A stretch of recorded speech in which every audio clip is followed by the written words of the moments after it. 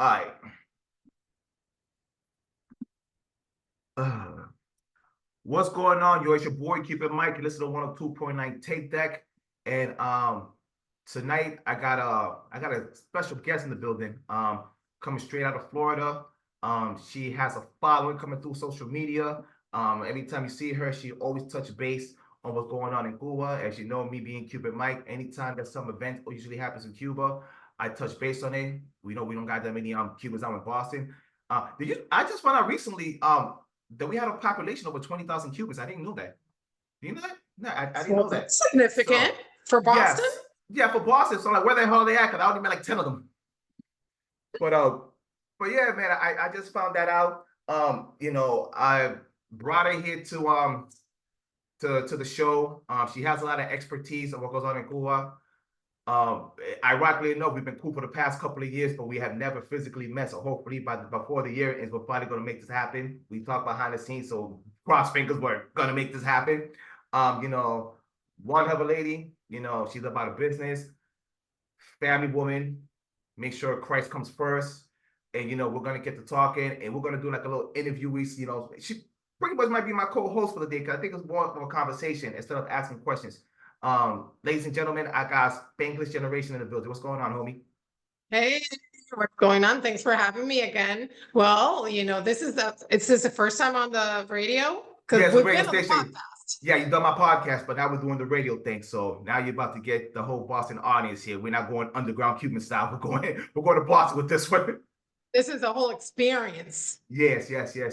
So with everything going on in the world, I know, like always, Cuba is always under the radar. And last week, there was a blackout.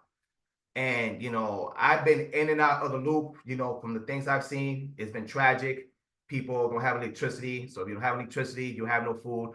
Shocking, Cuba doesn't have any food. They don't have electricity. They don't have any lives, any freedom. I mean, if you guys have been following me on the station for the last 4 years, you know what it about. But I brought my partner here to bring her expertise to basically what happened in Cuba for the last week. So, Spanglish, take it away. Can you please tell our audience what happened with Cuba? Basically, what's going on is, Cuba has been neglected for so long. The infrastructure, including las termoeléctricas, excuse your audience will have to excuse me from time to time because I will catch myself speaking in Spanglish and intercepting words. Listen, we got a Latino audience here also. And you know what's funny? I'm leading the show. They've been on me to do like more Latin stuff to try to reach the community. And I just keep saying no. So just warning. No, there's no warning. That we're going to speak to both audience. So break it down for me. So basically, what's going on? Cuba has been neglected. Again, the infrastructure is falling apart. That includes the electrical aspect of it all. And Cubans are not new to apagones, the blackouts, but this is a different level blackout. So my family, let's say in Santiago, has been without electricity since the 17th, which is last Thursday. Mm-hmm. That's a whole 7 days without electricity. Now, there are some places in Cuba that the electricity comes on and off, especially in Havana, because they want to make sure that the audience, the international audience, the tourists, the visitors, don't kind of catch up on what's going on. They want to make sure that they keep appearances as best as possible. So the thing is, the grid, as they announced on Cuban national television, broke down. It gave out, and they don't have, according to them, I take everything that comes from them as official with a grain of salt. They have no way of keeping up with the power, with the demand. I have heard enough of the officials from Cuba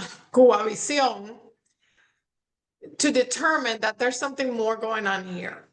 They've had opportunities to fix the grid, to help with it, to bring people. They brought experts from their buddies in Russia and other countries to assess the damages of a lot of different termoeléctricas. There's a huge one in Felton where Felipe's family is from. And these issues have been addressed solutions have been offered according to their own sources, their own spokespeople, their own officials. Solutions have been offered, and Cuba has opted not to take the solutions because of monetary, budget issues, whatnot. They've always had an excuse, a justification as to why not take the solutions, take the steps to fix the issues. So we have an island that's been with the same structure for 60 plus years, and it's falling apart. And there's not much they can do now to hide it. They can try and cope with it, but at this point it's out in the open. Ironically, from the 16th to the 20th, they had the tourist fair called Destinos Gaviota, which is promoting the tourism and the Cuban hotels. And guess what? They had electricity while our family's food is getting rotted, while there was a little girl that passed away because her medicine, went bad because she had no refrigeration for it. They were partying during a huge blackout. They had the power, they had electricity, they had everything they needed to move on. So that's the perspective of what's going on. The always reality of the Cuban people. The people get stuck, the people get screwed over, and the people in power, literally, no pun intended, have the power. They were powered throughout the full fair. And you could see it online. They were posting on social media, everything that was going on. And it's really disgraceful. Okay, I was gonna ask you a question, and I think I already knew the answer for that, but I want to backtrack that. So outside of the community, the tourist section and the government, of course, they have electricity, and because that's what I saw online.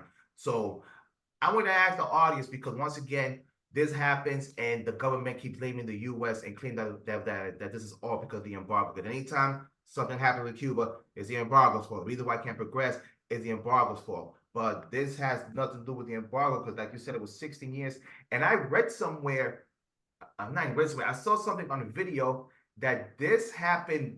But when Fidel Castro was alive, he warned that this was going to happen because everything was out of date. So when he actually nationalized everything, and he forgot, oh my God, they need electricity, and now because I did what I did, no one can really do business with me, and I forgot, but I was so drunk with power, I said screw everybody else.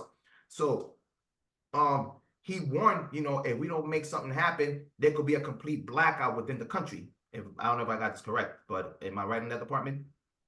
You're right. And the thing is, they had opportunities, Mike. They had opportunities to fix this. People say the embargo, but they are allies with two of the main powers of the world, Russia and China, when it comes to technology.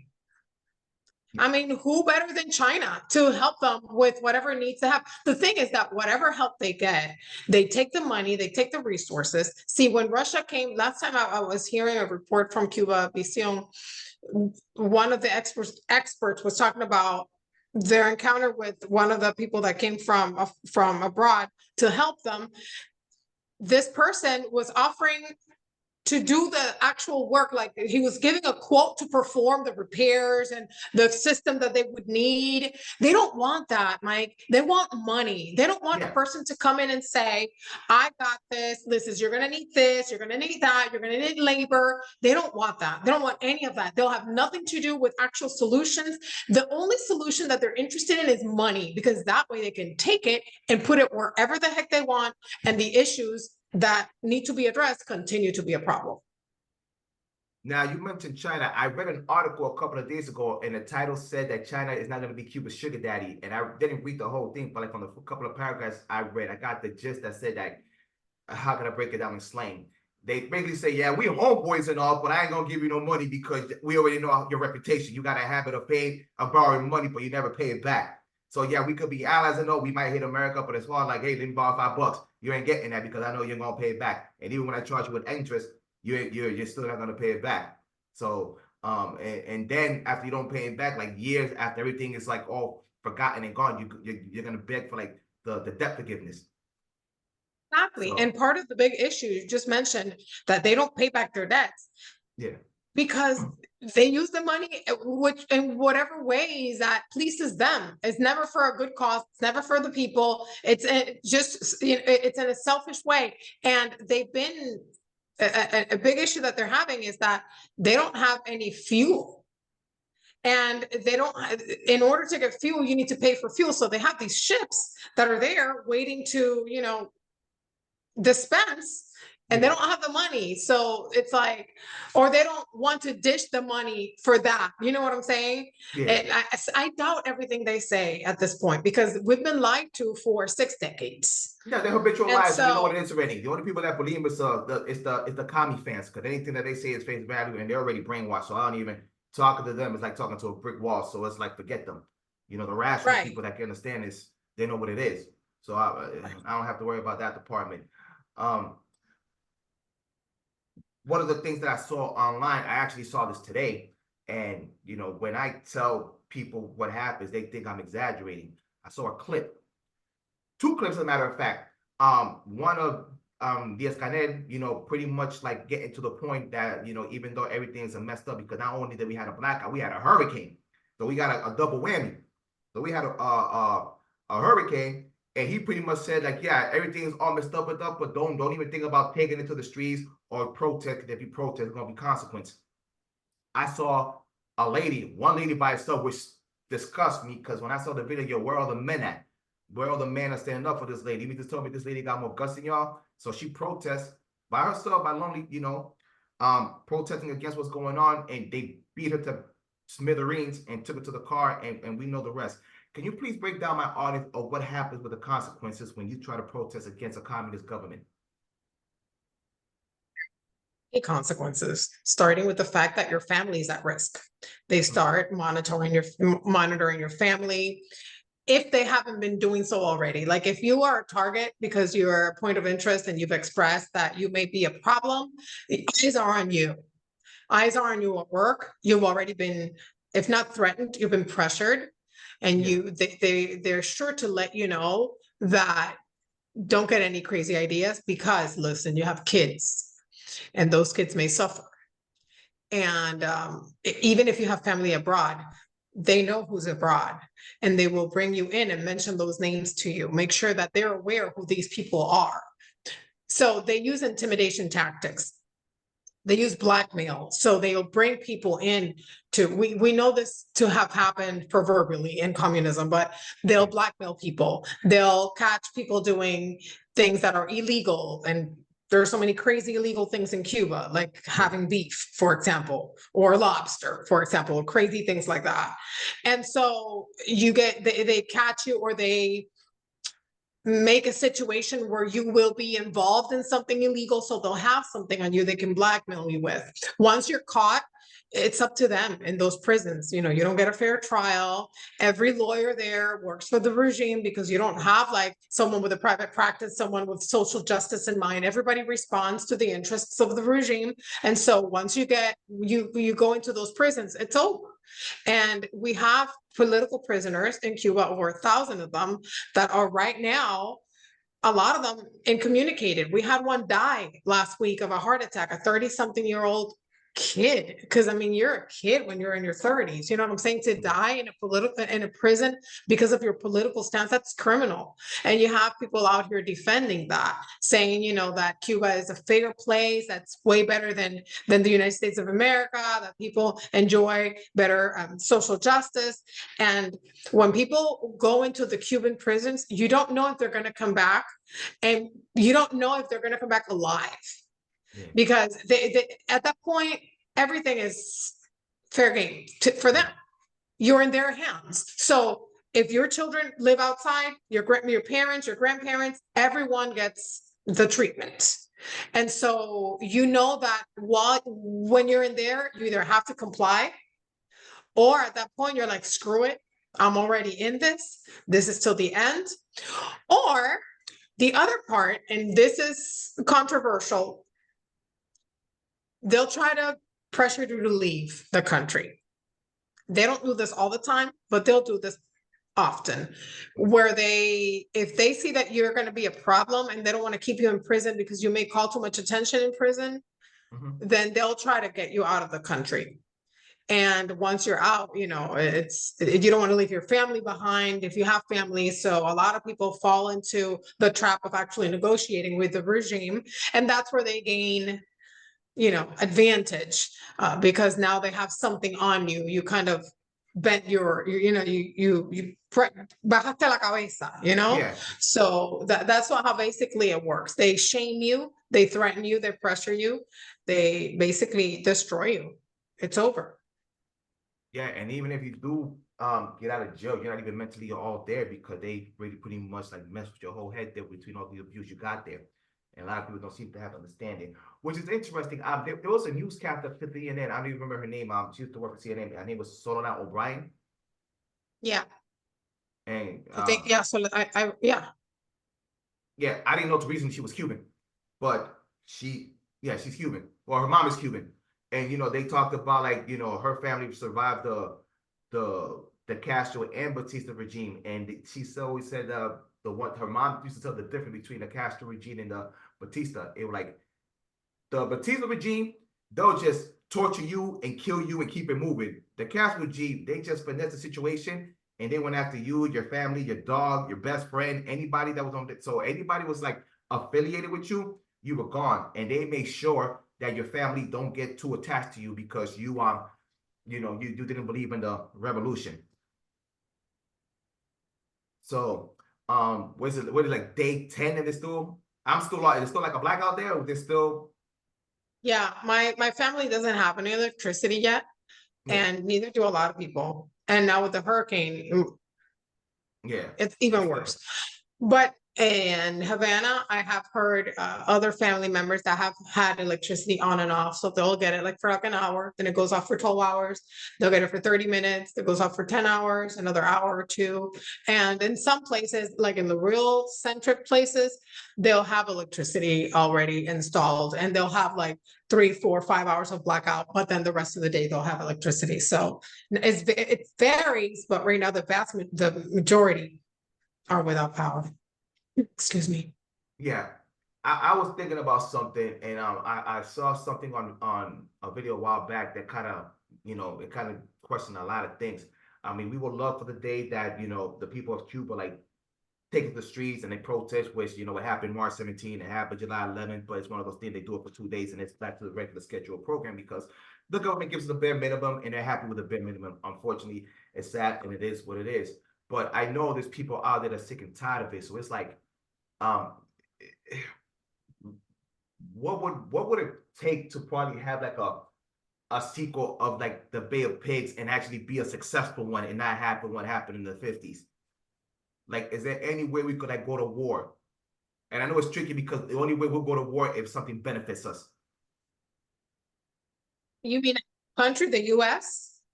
The US, yeah. I mean, it's safe to say they're the reason why we're in this mess. I'm not sure that would happen. I don't see a circumstance in which that would happen, the US going to war, unless some severe threat was, imminent, like nuclear something from Russia. Russia loves to parade their nuclear, their nuclear toys around Cuba. I think that's the only thing, maybe. I think the US would avoid going into any type of war or intervention.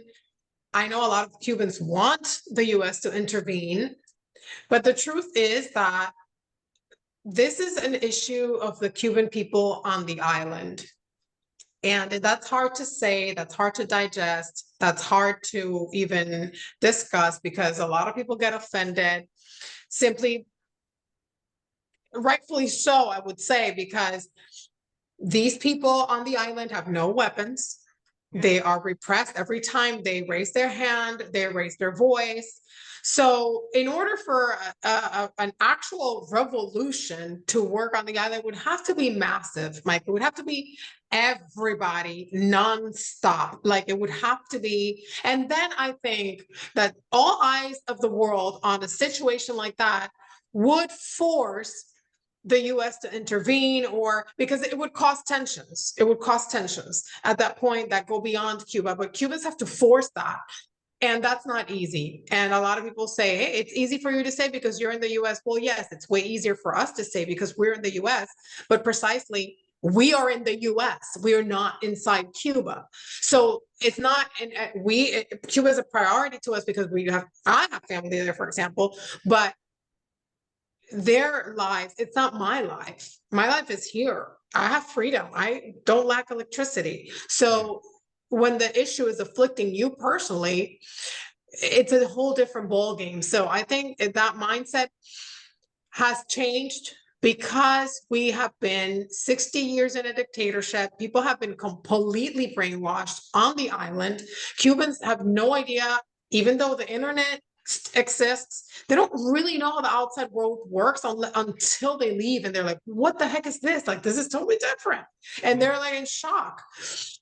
And so I think that no, I don't think war is an option that would happen. I think it's more likely that change happen if the Cuban people revolt, but that's also a distant thing.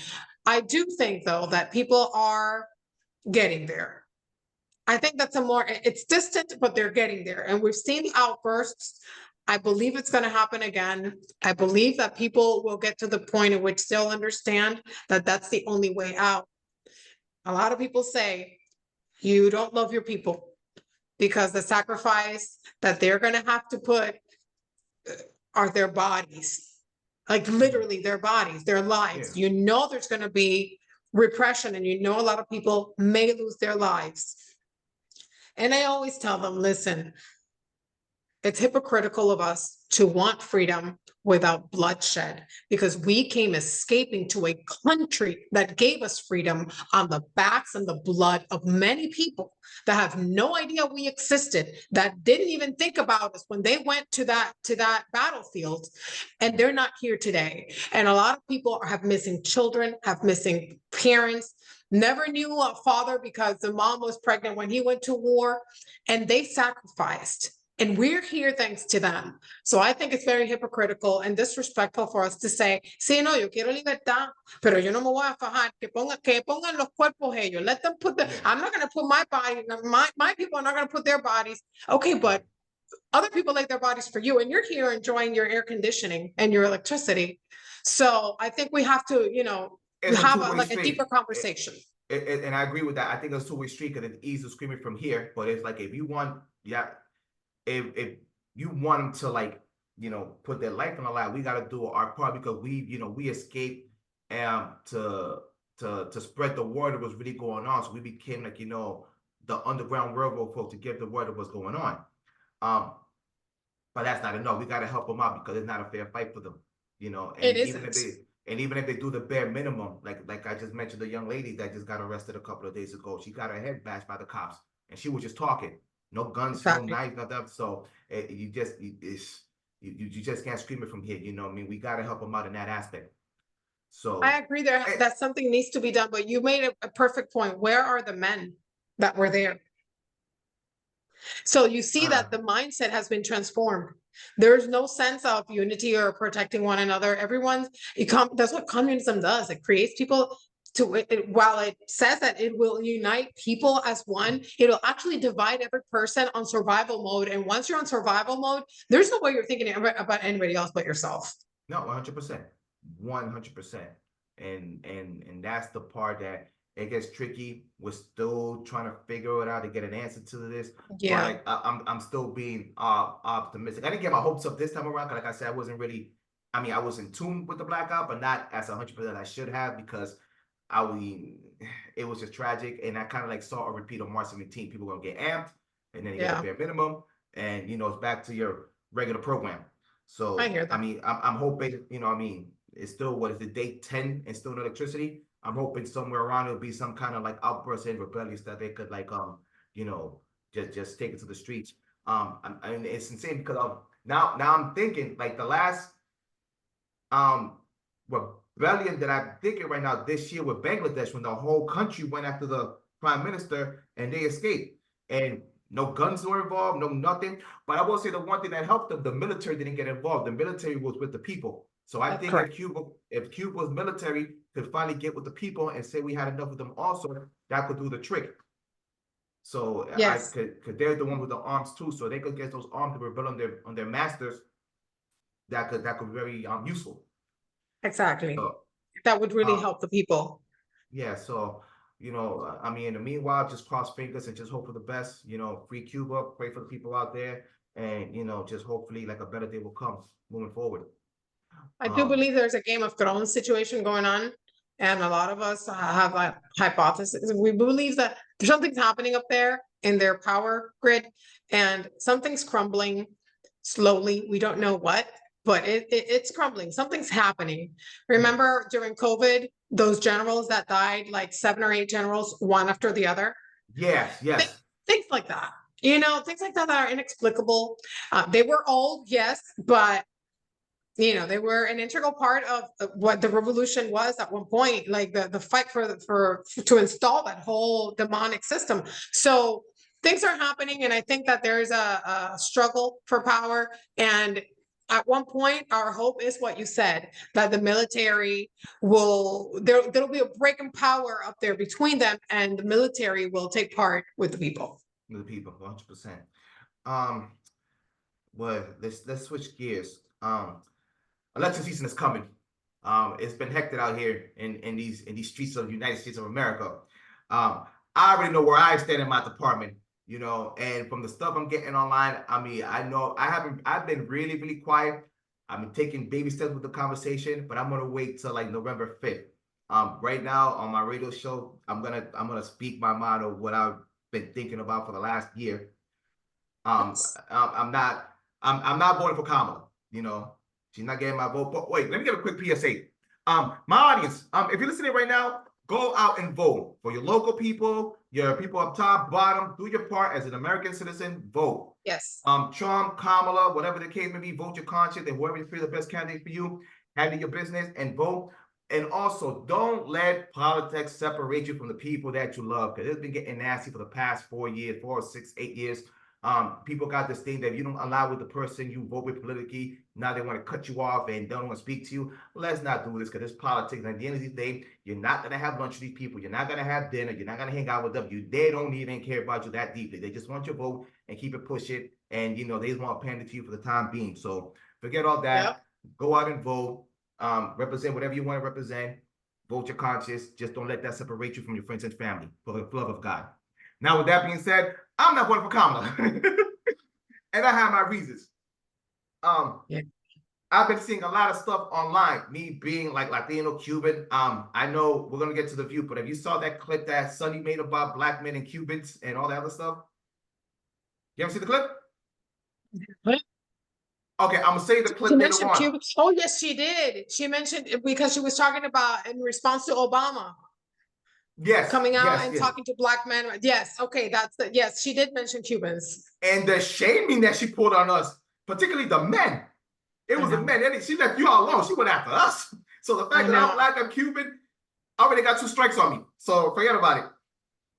Look, Cuban, black, Cuban, man, 3 strikes already. So yeah, 3 strikes already. I'm done. You're done? But it's like, yo, I'm looking from afar, and this was the trick they did 4 years ago with white men.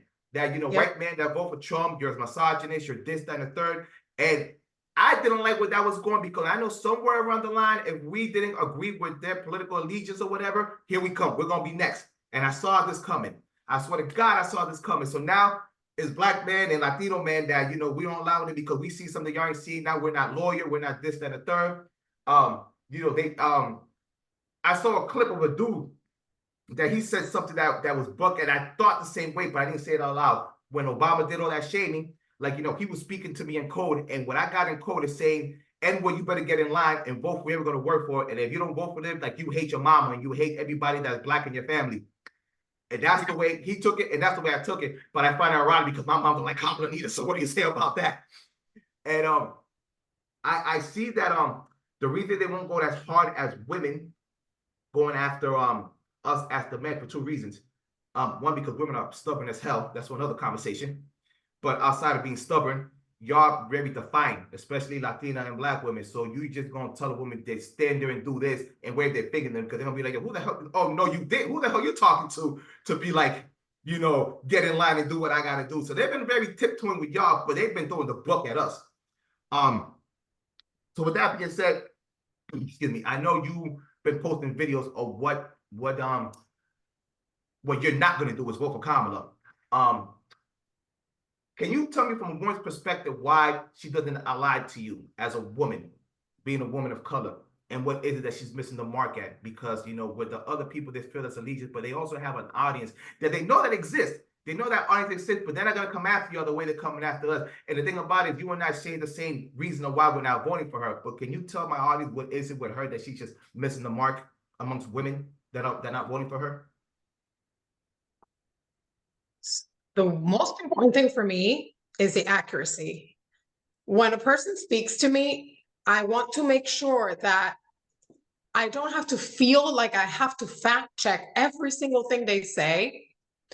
Because if I feel inclined, because if I'm misled a couple times, I'm already going to be cautious every time after that. And with her, I see that she focuses a lot on Trump.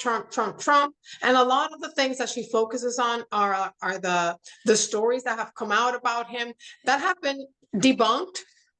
And that to me is a little discrediting to her. Now, that being said, I understand that in politics, you do have to go after your opponent. There's that, back and forth, and it's a battlefield, it's a boxing game. But I believe that aside from that, she's not clear in her propositions. She's too repetitive. She's too rehearsed, badly rehearsed, in my opinion. And I just believe that if you're going to go out there, you have to be genuine. I don't know enough about her because she hasn't given us enough to know. And that's scary because what are you hiding underneath your rehearsed talking points? Trump, not my favorite guy, but you know what you're getting. Thank you. He says crazy things that I know he's a PR mess. Yes, we know we're expecting from him. We know he opens his mouth and it's something crazy ass comment that you're like, what the hell are you saying, sir? Sit down, take a seat, have someone, and you're like, what? Why are you doing this? But at the same time, you already know where he's coming from. You learn to see the intention behind his comments. You learn to see that he's not scripted. So he'll say what he thinks. And that's a good thing because you want to try to get in as much as possible inside a politician's mind because these people are going to be not ruling, but you know what I'm saying, signing the laws, coming up with the laws. They're working for us. We want to make sure we're trying to get in their mind as much as possible. I cannot get inside of Kamala's mind because she will not allow it. All she says, and I can sit here and tell you for the next hour, all the stories she's told about taking care of her mother and putting a sweater on her. Talking about, I grew up in a middle-class family, and some lady that was like up the street that was a small business owner helped raise us. It's a broken record. Okay, so I know I'm not going crazy. And honestly, you know what? I've sat there and watched the interviews, Mike. I've sat there and watched her interviews. I want to hear something different. And I've literally heard around 6 or the last one was the CNN one with Cooper. Yeah, you saw that one? The with Cooper, the one, the last one that she did with Anderson Cooper. And again, the same stories. And I'm like, are you serious? The same rhetoric talking about what she calls an opportunity economy. What does that mean? And then she goes on to say that, no, because people, what sounds to me very socialistic and dangerously left. This is beyond socialist. This is like to the left of socialism. And she starts, And then she talks about in her opportunity economy, she kind of lets us know that she believes that since not everybody starts off in the same place, you kind of have to give them, the opportunity to rise to the occasion and start at the same place so they could kind of end up at the same finish line. And I'm like, lady, what are you saying? This is regime talk. Like, what are you talking about? And so I don't want to get into the extremes of what that could look like because she won't even allow us to know. And what I believe is she has a lot of extreme views. We've seen them before. She talked with Biden on the debate stage last time, and people have short-term memory. And when Biden was talking about, well, we can't just ban weapons, and she's like, well, yes, we can, Biden. Yes, we can. Like, hello. She's really clearly had some positions that are questionable, that are very far left, and now she's trying to just present a scripted version of her to kind of remain neutral, I would say. So she's likable enough to get elected. And then we're at the mercy of whatever her real person is. Yeah. But I don't believe that she's genuine. I don't like her. If I were to sit, I don't necessarily like Trump, but if I had to choose to sit at a dinner table with someone, I would choose Trump because at least he's funny. He's crazy. You saw the roast thing, the Catholic roast. Oh my gosh! I'm like, yo, that guy's hilarious. I forgot how. I remember a while back that he hosted Saturday Night Live. He did like a Drake parody video for the Hunt Like Blake, and it was hilarious. It was like he knows as hated as he does have a weird thing how to turn on his evil charm. Because there's a sense of evilness, but it's like the Joker. Like, I saw the Joker, the first one, because the second one I heard is terrible, so I don't even mess with that. But I saw the first one, and he was so evil that I ended up liking him. Like, I wanted him to win. Yeah. And he's smarter than people think. People are like, oh, he's stupid. He is not a stupid man. He's obnoxious and egocentric. Yes, I'll give you that. Absolutely. Does he love himself and think that everything he does is great? Yes. Yeah. Is it? No. But I think that he is a social animal. He is a marketing animal. He knows how to sell himself. He knows how to sell his brand. He is his own brand. And I think that works on his behalf. And I think that Kamala doesn't have that. Kamala has a script, and that's all she can do. She cannot deviate from the script. And if she just had a little bit of personality come out, some originality. She doesn't have it. Well, but that would help her. And I think that I don't feel inclined to vote for someone that doesn't let me into what their real thoughts are. And when I'm seeing there's a facade being presented, I'm bothered. And I'm bothered by the fact that I've actually written down when she talks a lot of the claims that she makes about Trump. And I'm like, let me go ahead and research this. I do the same with Trump. Yeah. With her, I have found that she's misleading. That's not exactly what he said. That's not exactly what he did. He didn't mean that in the context. She talks a lot about the context in which we exist. She talks all these things, but she fails to provide context for any of the things that she, blames her opponent for. I think she'd be bold and strong if she didn't use the rhetoric to go against Trump like she has, because I think that it falls apart when you're talking to people that have access to the internet and can go by themselves and actually fact check themselves. And, people are not that stupid. And I think that they're just running a campaign for the sake of, let's run it. This is what we got. I think they got stuck with the candidate, quite honestly.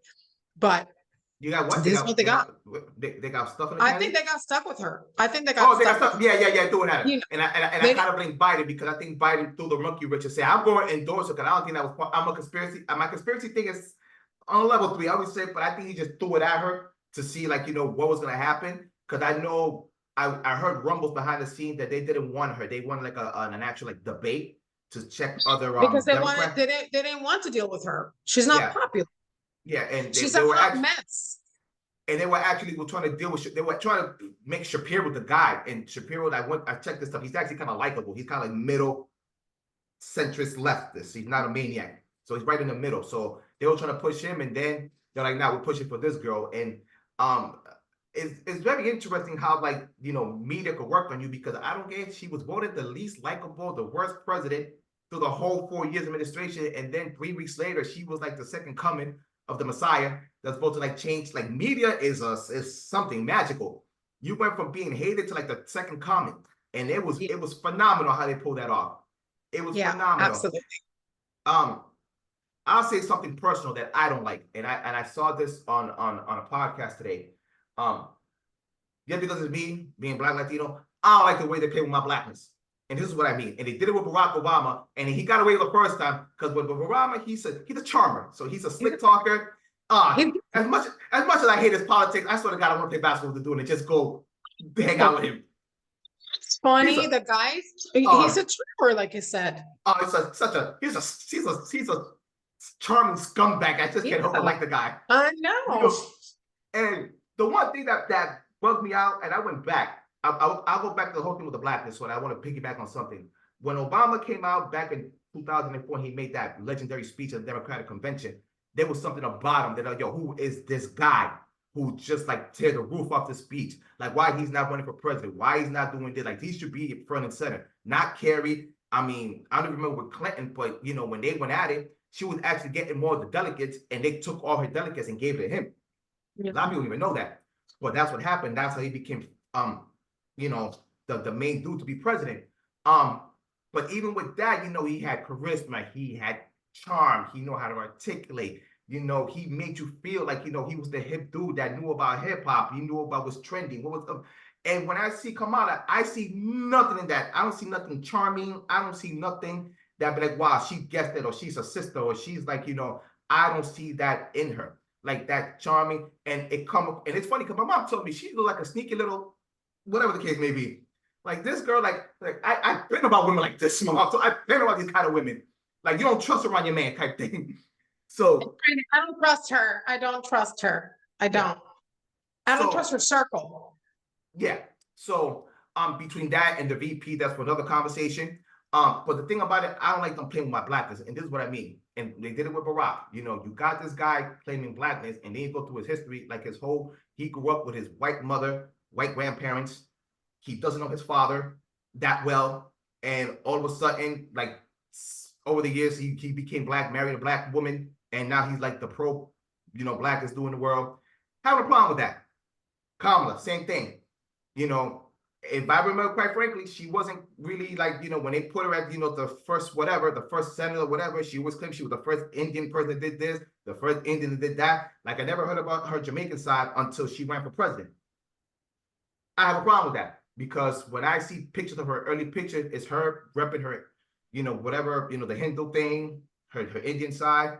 I didn't see it. And, even when, she did the Democratic thing with the speech, like her praising her mother, her mom did this, her mom did that. And the one thing I didn't mention, that I didn't hear her mention, was her father.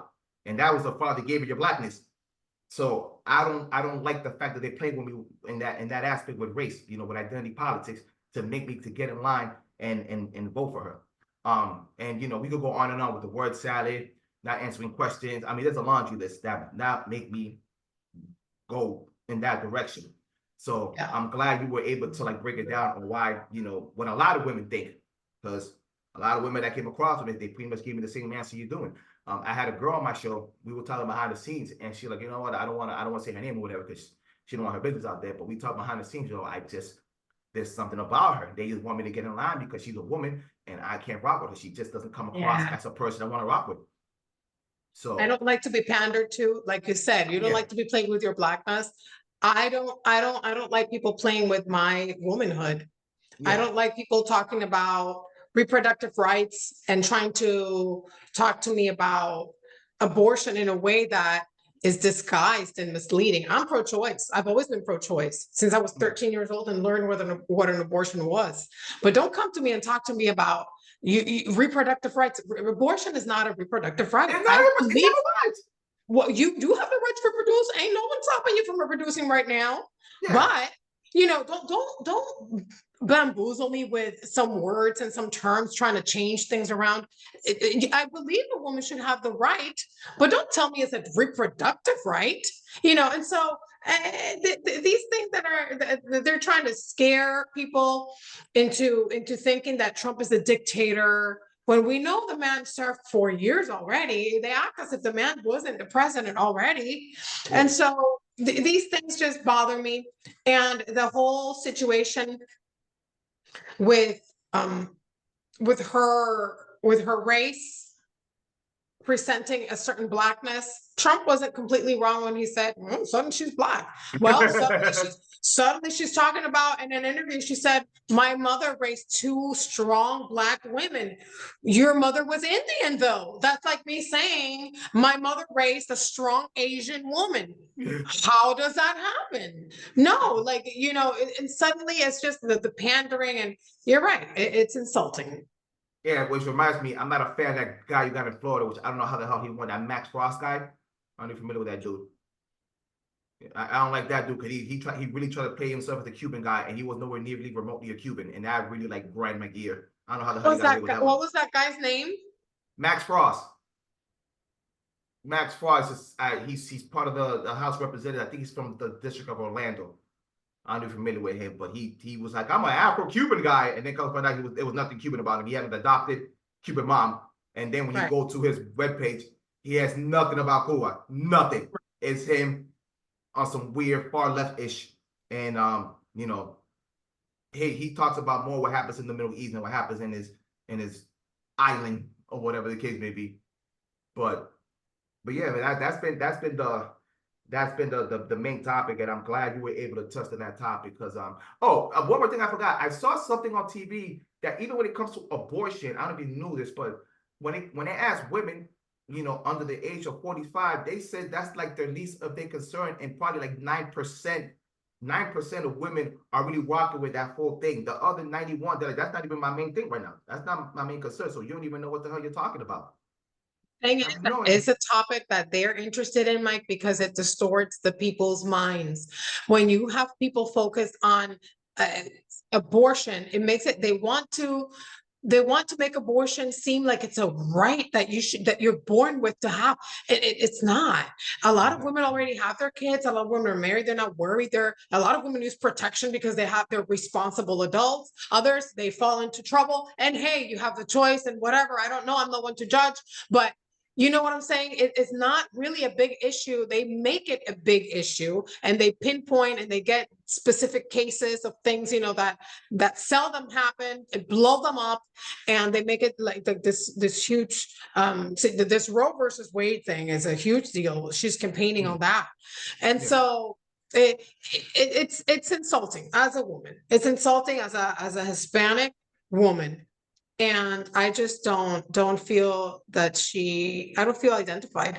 I am an independent, and I've always said I'm not loyal to a specific party blindly, because if I vote Republican today and the Republicans go crazy, I will not be voting Republican if they go crazy. So again, if we have a Bobby Kennedy, I would definitely vote. I would vote for Robert Kennedy. I would vote for Tulsi Gabbard that now joined the Republican Party. But even as a Democrat, I would have voted for her because she was who she, you know what I'm saying? She presented herself in a way that I found identified me as a person. And she saw things in a way that I felt would be good for the country. But I don't vote necessarily based on party. But at this point, it just seems like the Republican part is the one that's making most sense, even though they're crazy too. They're crazy too, yeah. But at this point, it's kind of like and like you said, get out and vote. Your vote counts. And I used to be of the mindset when I was in my younger years, I don't care because I don't complain. I live my life. I live a good life. I don't need anything. I was never a rich person. I work, I go to school. I don't have any complaints. I live a simple Yeah. life. I'm good. I don't care who's in power. And now as I get older, I'm like, wait, no, wrong mindset, because who's in power determines the quality of life you will have as you get older and the quality of life your children will have. And so as you start gaining years, you're like, oh damn, this is important. So get out and vote. I'm not of the belief that you should have to tell people who you vote. It used to be that we lived in, like, I was raised to not tell people who you voted for. Yeah. And the fact that we're now being so vocal, and that's okay if you want to be vocal, that's fine. But I just want to tell people you don't have to be vocal about who you vote for. You don't Yeah. feel the pressure, because sometimes people feel just because everybody's saying it and everybody's so partisan, and or someone's got a MAGA hat or someone's got a Harris Waltz, they feel like they have to take a side publicly. You don't. You don't. Just You cast don't. your vote. Yeah. Do your research and cast your vote. You don't have to be telling people, and don't feel pressured. Someone asks you, who did you vote for? Well, that's not something I have to answer. Don't feel the pressure to have to tell people who you voted for, but go ahead and vote and make sure you do your research. 100%, 100%. And to nip it on the bud, two things I want to talk about before I get out of here. My mother did sports back in Cuba, and I got a few of my friends that women that done sports, whether it was volleyball. My mom did track and field, basketball, whatever the case may be. Just the athlete. Yeah. So outside of the whole reproductive thing, the thing that they talked about that they have a problem with is the whole trans women with sports. So that's the thing that people feel that they should be fighting for that. Instead, they're protecting them and avoiding the women that actually did these kind of things back in the day. Because you're taking our safe space and you're taking our our resources. Because this is scholarship we're talking about. This is other opportunity that we got, and now we got to compete with somebody who transition, being in our space, and they dominated the whole thing. I had a dude, I'll tell you a funny story. Before this happened, this is back in the 90s, I had a dude who in my school, he did volleyball. Straight dude. But he always wanted to do volleyball. What happened was they didn't have a volleyball men's team. So they he kind of like sat on it or whatever case may be. So he asked the thing, can I join the girls team because there's no boys team? And the girls team, they were probably 10th place or whatever. When he got involved, they took him to the playoffs. 1 + 1 = 2. So there you had it. So there's things of that nature that women are being neglected, and you have people arguing about the wrong thing, and they just pandering to the wrong audience, and they don't even get it. And it's funny because they even tried that with us, with Latinos, because they got cute with that Latinx thing. They got cute with that Latinx thing and realized that got them nowhere. And not only that, they thought that immigration was the main thing that we were concerned of us, because they all thought we all came jumping off the fence or whatever came to be illegally, and they thought we need to have more out there. And then there was a poll that did. I saw it a couple of days ago. They had a poll, and it said when it comes to immigration, for Latinos, that's 7th or 8th place of their concern. They don't care about that. They actually care about securing the border, because they know there's going to be some dumb fools here trying to mess up with all of us. So secure that part. And to my surprise, I thought the main concern was the economy, and it wasn't. It was actually healthcare.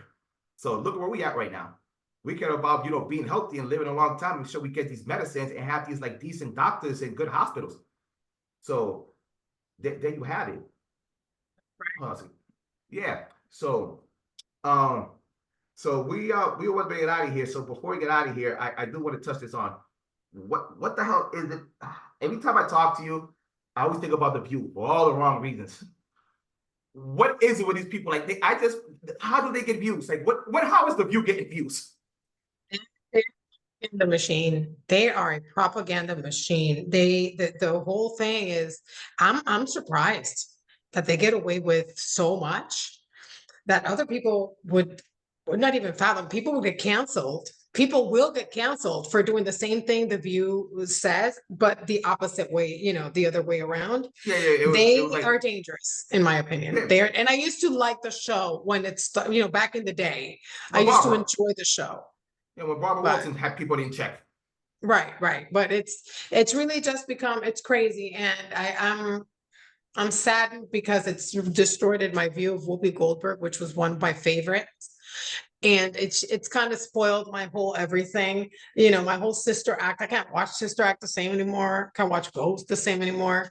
So, but these people are they're out of touch with reality, Not the damn mind. quite honestly. And they are willfully just misleading a whole like a whole audience. And I just sometimes I think to myself, and I'm like, is the money worth it?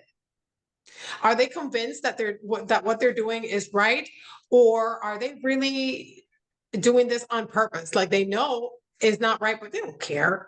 They're just doing it because it brings them a position. It puts them in line with people of power.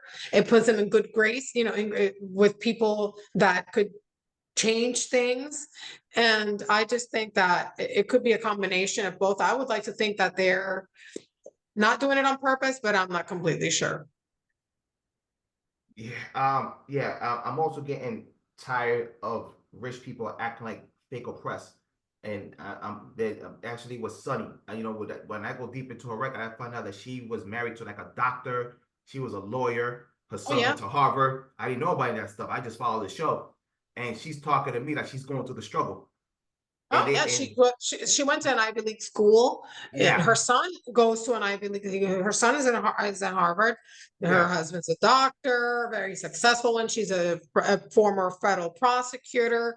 You know, she's a legal whatever for her station. You know,